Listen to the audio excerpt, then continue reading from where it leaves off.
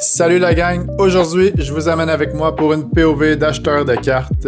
On était à un card show qui s'appelait le Poké Street. Ça se déroulait un vendredi soir, puis c'était à l'extérieur. Avant chaque événement, je prépare toujours une liste de cartes qui m'intéressent. Ça me permet de connaître les prix à jour, mais aussi de respecter mon budget.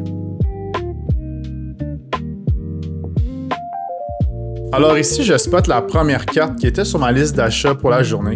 C'est la Eevee promo qui vient dans la Elite Trainer Box de Prismatic. Personnellement, je suis pas le plus gros fan d'Eevee, mais pour une vingtaine de dollars, je trouve ce artwork-là tellement nice. Le sticker sur la carte affichait un prix de 25$, mais l'évaluation de collecteur était plutôt dans les environs de 21$.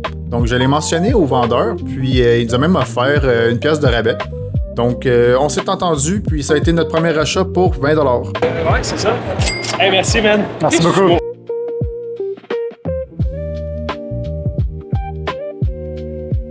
En m'approchant de cette table, je vois deux autres cartes qui sont sur ma liste. La Fezandipity de Shrouded Fable et la Great Tusk de Scarlet and Violet Base Set.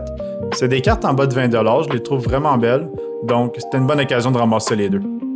Là, les deux cartes avaient chacun un sticker à 18$, mais sur l'application collector, j'en avais une à 17$, l'autre à 15$, un total d'environ 32$. Donc, on a essayé de faire une petite négociation. Pas de problème. Les deux, c'est marqué 18. J'en ai une à 17 sur Collector, l'autre à 15. Fait que ça serait 32 les deux. Puis je veux savoir, est-ce que tu ferais un chiffre en 30? Sure. Merci. Puis finalement, ça revient en trade. Est-ce que tu es intéressé de faire des trades? Tu veux la 80%, s'il te plaît? Moi, ça serait bon. Si tu veux prendre une ou deux cartes dans mon binder. Là. Ça va? Ouais, ça, c'est dans Raikou, si tu veux.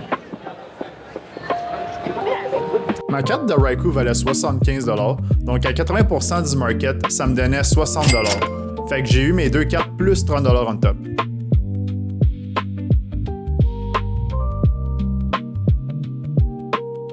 Ça faisait environ 2h30 que j'étais au show, puis je voulais acheter une dernière carte avant de partir. Dans ce binder-là, j'ai trouvé une tag team de Marshalo et Machamp en japonais. C'était une carte qui était aussi sur ma liste d'achat. Le sticker sur la carte était affiché à 15$, mais cette journée-là, sur Collector, la carte valait 14$. Ça me tentait pas de négocier le vendeur pour une pièce de moins, donc j'ai juste accepté de la payer 15$. Je vais prendre ça. Ouais. 15 peut être.